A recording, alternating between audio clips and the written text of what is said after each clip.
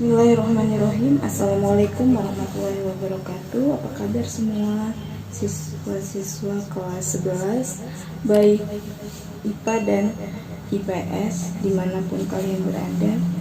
Semoga kita senantiasa dalam perlindungan Allah Subhanahu wa Ta'ala dan dalam keadaan sehat walafiat. Alhamdulillah pada hari ini kita akan membahas tentang materi drama. Nah, langsung saja. Secara etimologi, drama berasal dari bahasa Yunani yaitu draomai, yang berarti berbuat, berlaku, bertindak, atau bereaksi. Selanjutnya, drama didefinisikan sebagai bentuk seni yang berusaha mengungkapkan perihal kehidupan manusia melalui gerak atau action dan percakapan atau dialog. Drama termasuk dalam karya sastra baru. Selanjutnya, dalam sebuah drama itu terdapat beberapa istilah. Yang pertama yaitu ada adegan. Adegan itu bagian kecil dari babak drama. Lalu yang selanjutnya ada babak atau bagian besar dari suatu babak drama. Yang selanjutnya ada dialog atau percakapan antar pelaku drama.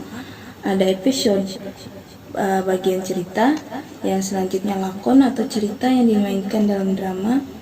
Naskah, karangan yang masih ditulis dengan tangan. Komedi, drama yang lucu, menggembirakan atau membuat penonton bergembira dan menghibur.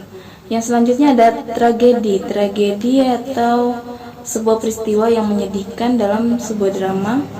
Yang terakhir ada peran, yaitu pemain drama itu sendiri. Nah, berdasarkan sarana pementasannya, pembagian drama adalah yang pertama drama panggung yang sepenuhnya dimainkan di panggung, ya, di atas sebuah panggung. Lalu drama radio, yaitu tidak seperti biasanya, drama ini tidak dapat dilihat tapi hanya dapat didengar oleh penikmatnya saja melalui radio. Selanjutnya ada drama televisi, hampir sama dengan drama panggung, namun drama televisi tidak dapat diraba. Jadi kita hanya bisa melihat melalui layar televisi saja. Yang selanjutnya ada drama film, yaitu drama yang menggunakan media layar besar atau layar lebar, ya. Ini biasanya digunakan di sebuah bioskop. Yang selanjutnya adalah drama wayang. Nah, drama wayang diiringi dengan pagelaran wayang, ya, dan wayangnya atau wayang golek atau wayang kulit. Yang selanjutnya ada drama boneka. Nah, drama boneka dapat dimainkan oleh aktor manusia sungguhan, tetapi digambarkan dengan boneka yang dimainkan oleh beberapa orang, itu, ya. Selanjutnya di dalam sebuah drama itu ada unsur intrinsik. Unsur intrinsik itu adalah unsur-unsur yang ada di dalam sebuah drama. Yang pertama ada judul. Judul ini merupakan nama suatu drama atau hal apapun. Dalam karya seni, judul memiliki peranan penting yang dapat menunjukkan isi cerita secara singkat. Selain itu, dengan melihat judul, kita akan mengetahui beberapa hal atau jalan cerita dari suatu drama. Judul dapat menunjukkan siapa tokoh utama dalam drama tersebut, alur cerita, dan sebagainya. Yang selanjutnya ada tema. Nah, tema ini merupakan keseluruhan dari cerita yang dibuat. Tema itu dikatakan juga sebagai ide pokok yang menjadi dasar atau tokoh utama dari drama. Dapat dikatakan tema itu sebagai akar pada suatu drama. Dengan bertolakkan dari tema, unsur-unsur intrinsik drama dikembangkan dan dikarang sedemikian rupa mengikuti tema yang sudah ditentukan, yaitu seperti alur, pertokohan, latar, gaya bahasa, judul, dan lain sebagainya. Yang selanjutnya terdapat plot. Plot di sini disebut juga dengan alur. Jadi alur atau jalan cerita itu disusun sedemikian rupa dari tahapan-tahapan peristiwa sehingga membentuk rangkaian cerita. Tahapan-tahapan dalam alur itu meliputi tahapan awal atau juga disebut dengan orientasi. Pada tahapan awal ini merupakan tahapan pengenalan tokoh cerita serta perwatakan, baik latar dan sebagainya. Yang selanjutnya adalah pemunculan konflik.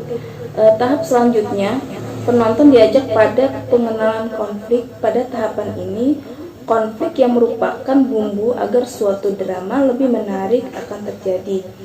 Konflik-konflik ini tentu melibatkan semua pemain atau tokoh. Dalam tahapan ini pula penonton akan mengenal alur dari cerita yang dibuat.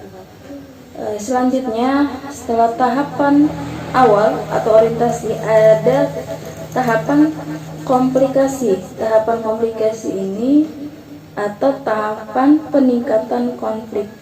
Semakin banyak insiden terjadi, beberapa konflik pendukung akan terjadi untuk menguatkan konflik utama pada alur cerita. Yang selanjutnya ada klimaks.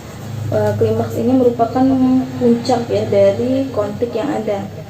Di tahapan ini merupakan tahap puncak atau puncak ketegangan yang terjadi mulai dari awal cerita. Ya, selanjutnya ada resolusi. Resolusi merupakan tahapan yang menunjukkan jalan keluar dari setiap konflik yang ada. Teka-teki pada setiap konflik yang terjadi pada awal-awal cerita akan terungkap pada tahapan ini.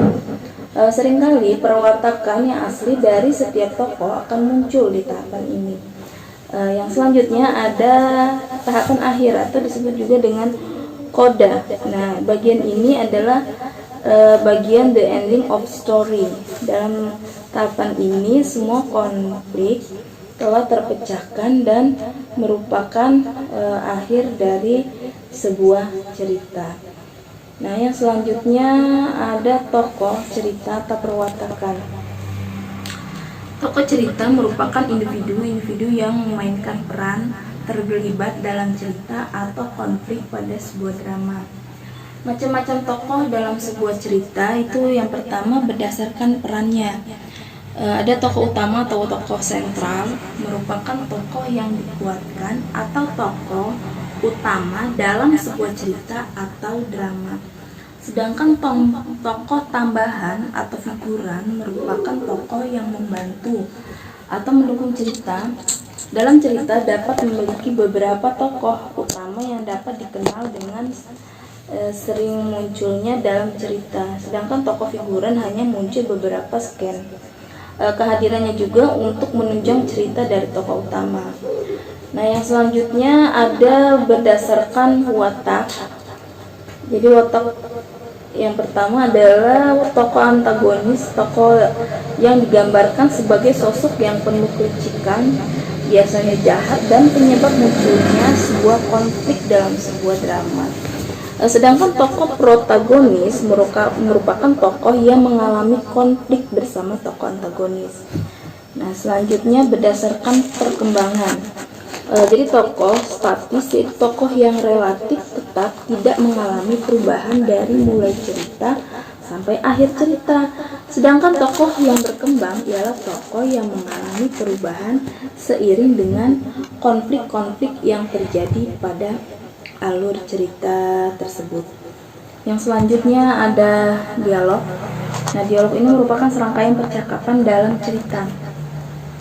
Teknik dialog itu sendiri itu amat penting bagi sebuah cerita. Kenapa? Karena masing-masing tokoh sangat dikuatkan dengan dialog itu gitu. Jadi yang diucapkan serta gaya atau mimik wajah tokoh dalam sebuah drama. Yang selanjutnya ada konflik. Konflik merupakan masalah, pertikaian, pertentangan yang terjadi pada suatu drama. Konflik dialami oleh tokoh utama dengan dibantu oleh tokoh-tokoh penunjang. Setiap drama atau cerita memiliki konflik yang berbeda-beda. Konflik sebuah drama akan menambah ketertarikan para penonton. Bahkan sebaiknya mampu mengajak penonton seolah-olah larut dalam pertikaian yang terjadi antar tokoh. atau penonton itu seolah-olah dapat merasakan gitu kan. Konflik antara tokoh itu menyimpan teka-teki yang membuat penonton semakin penasaran kelanjutan cerita dan bagaimana ending drama itu. Yang selanjutnya adalah latar atau setting. Ini merupakan tempat terjadinya sebuah peristiwa yang berlangsung dalam alur cerita. Lanjut ke amanat. Tentu dalam sebuah cerita ingin menyampaikan sebuah pesan. Jadi amanat adalah pesan moral yang akan disampaikan oleh penonton atau penikmat drama itu sendiri. Yang selanjutnya adalah bahasa. Itu bahasa digunakan dalam sebuah drama itu memiliki kekhasan. Jadi sebuah drama itu bahasa yang digunakan itu tergantung di pemainnya, itu berasal dari daerah mana ya. Itu misalnya mengacu pada budaya, kehidupan sehari-hari, sosial budaya serta pendidikannya. Jadi bahasa yang digunakan itu akan menghidupkan cerita agar cerita senantiasa komunikatif. Ya baiklah, sampai di sini materi yang Ibu sampaikan mengenai drama, pengertiannya dan istilah-istilah serta unsur-unsur yang ada di dalam sebuah drama. Demikian yang Ibu bisa sampaikan. Terima kasih. Wassalamualaikum warahmatullahi wabarakatuh.